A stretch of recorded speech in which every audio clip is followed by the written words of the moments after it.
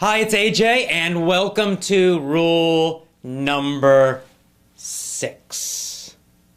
Rule number 6 is simple, but very, very important and very, very effective. In fact, you'll have noticed that all of these rules are simple, but they're very powerful.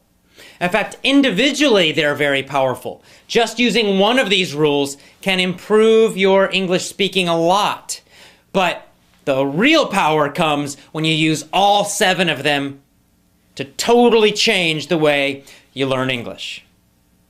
So what's number 6? Number 6 is this: only use authentic, real English materials.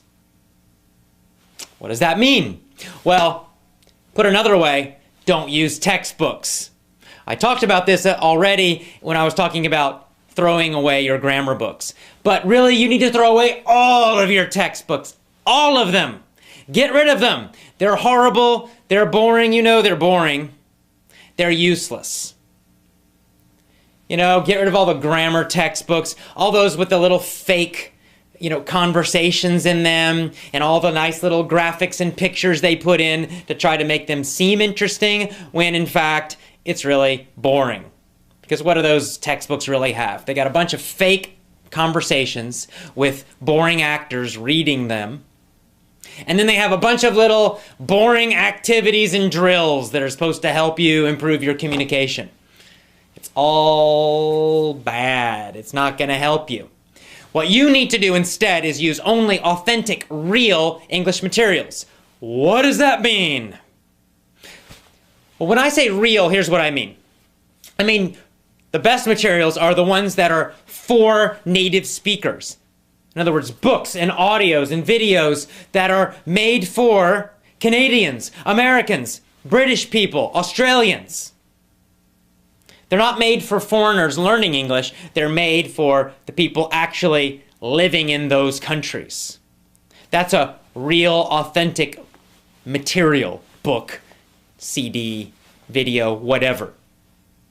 You can also use materials that are very, very, very, very similar or very, very close to real materials. For example, there are some really good books out there, storybooks, that they're about real stories, written about, like little novels, little short novels, but they're using a little bit simpler English so that people who are learning English can understand them a little more easily. But it's not a textbook. It's a real story. Some of them have audio, so it's like a real audio book, real interesting information. It's not, a bunch of rules and stupid activities and fake conversations. So those kind of materials are also quite good. That's what I mean when I say real materials. Real. And let me give you an example of this. Let's say you wanted to improve your reading, your English reading skills. Now, there's 2 ways to do this. The old traditional boring way, which doesn't work, is to go out and get a bunch of, fake tests, for example, a bunch of TOEFL tests, and read all those extremely boring essays in the TOEFL book, and then take a bunch of tests with it. Or you could get some reading comprehension textbook. Once again, reading a bunch of boring stories written by boring people, and then take a bunch of boring tests or answer a bunch of boring questions at the end of it. It's not very fun, and it's not effective. You could also go out and buy some vocabulary books and try to memorize all this new vocabulary, these huge lists. None of that works very well. You can improve that way, but it's very slow and it's painfully boring.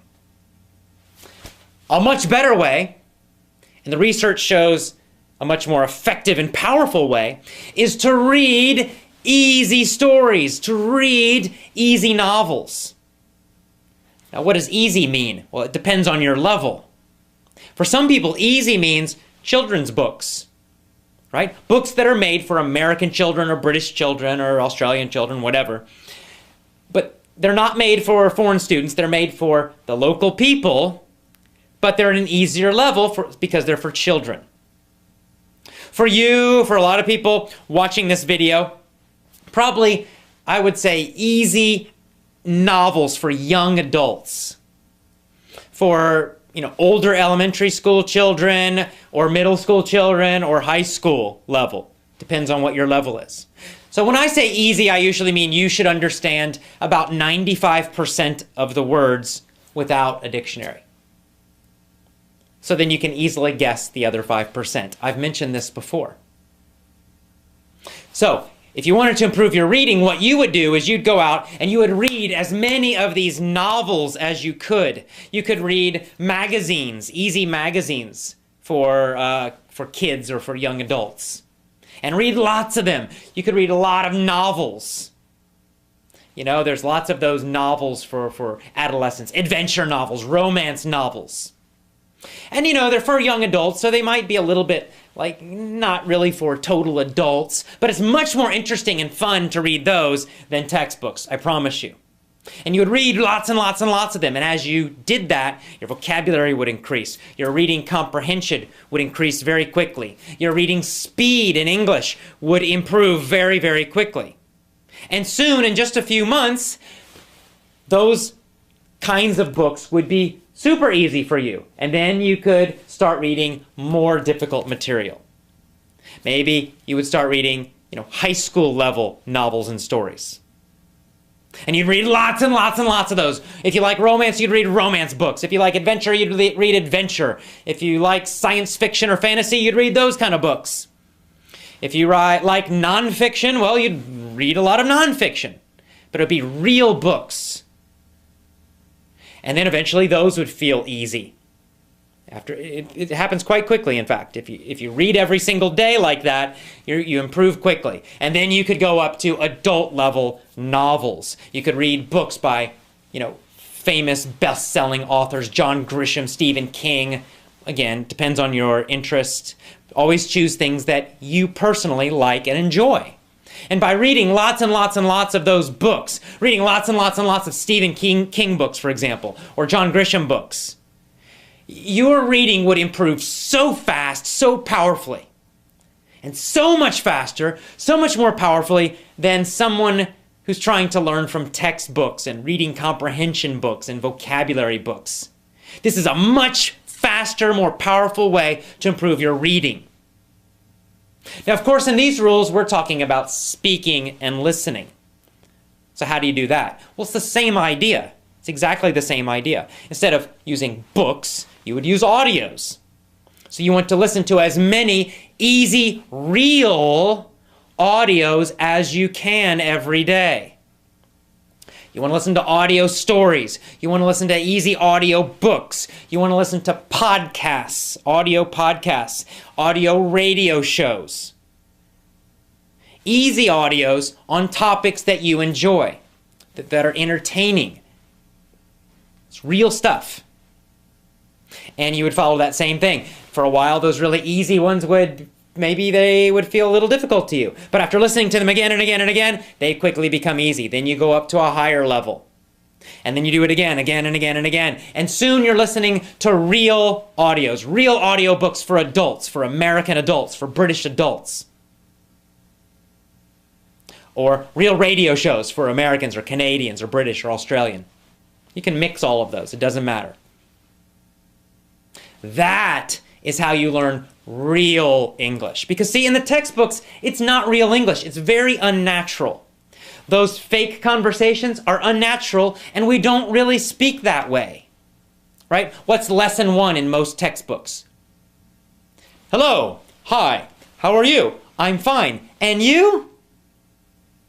Right? And you have these actors reading that conversation in a very unnatural way. The pronunciation is very strange because nobody really talks like that.